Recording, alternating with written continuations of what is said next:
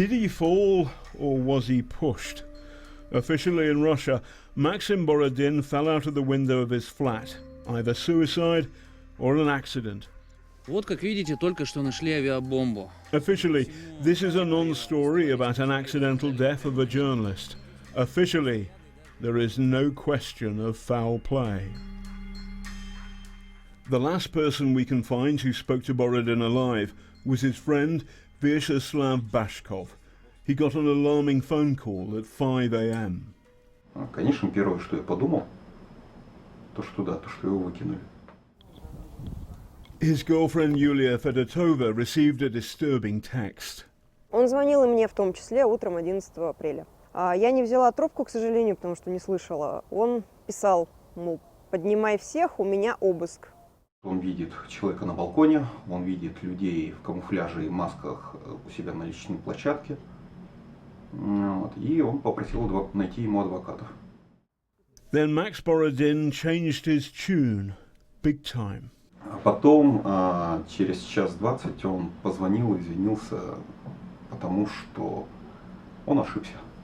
Ну, то есть он так сказал, то, что извини, Слава, я ошибся, не надо никого мне искать, никаких адвокатов. Очевидно, тут идут какие-то учения. Я проснулась, увидела это, пишу ему, мол, что случилось, все ли в порядке. Он говорит, да, отбой, все решил. Я говорю, что такое, что было? Он написал, мол, излишняя паранойя. Too much paranoia? What happens in the next 36 hours of Max Borodin's life is, according to his closest friends, a mystery. We've tried hard, but we cannot account for the time between 6 o'clock in the morning on the 11th and sometime in the evening of the 12th, when Max Borodin is reportedly found at the bottom of his block of flats in a coma. He died on the 15th. Is it possible that his journalism got him into trouble?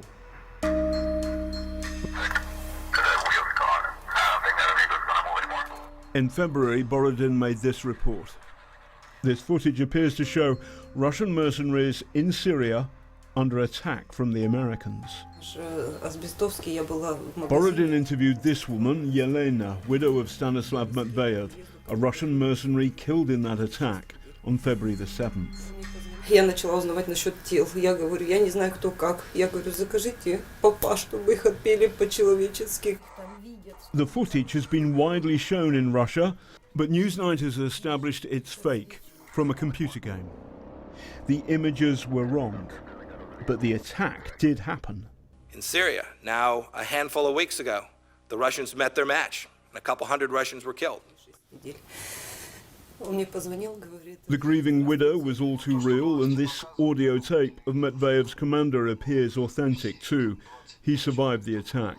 В одной роте 200 человек, 200-х, сразу же. У нас же кроме автоматов не было вообще ничего. Вот, ну, не говоря там о каком-то ПЗРК и так далее. Короче, растрепали там вообще, ну, устроили ад. И пиндосы конкретно и четко знали, что это мы идем русские. The cost in blood of Russia's military adventures in Syria is not something the Kremlin wants publicized. The Russian mercenaries killed in Syria worked for an outfit called Wagner, reportedly controlled by this man, Yevgeny Prigozhin, known as Putin's cook. He's a former gangster turned billionaire. He's on the US sanction list for running a troll farm, accused of interfering in the American presidential election.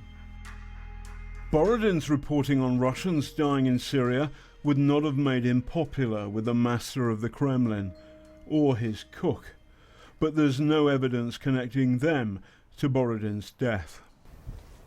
His girlfriend believes it was probably an accident. Я не берусь утверждать ничего априорно, но из имеющихся на данный момент данных, мне кажется, что это все-таки был несчастный случай, к сожалению. His friend Bashkov doubts suicide and accident. Добряк, шутник, но никогда не подумал и не думаю, что Максим был способен к суициду. Could it have been foul play? Попасть на его балкон с крыши на самом деле достаточно просто, особенно подготовленному человеку. Это да. The authorities have now concluded that there was no foul play. It's possible that they are right. But those 36 hours before Max Borodin fell to earth are deeply troubling.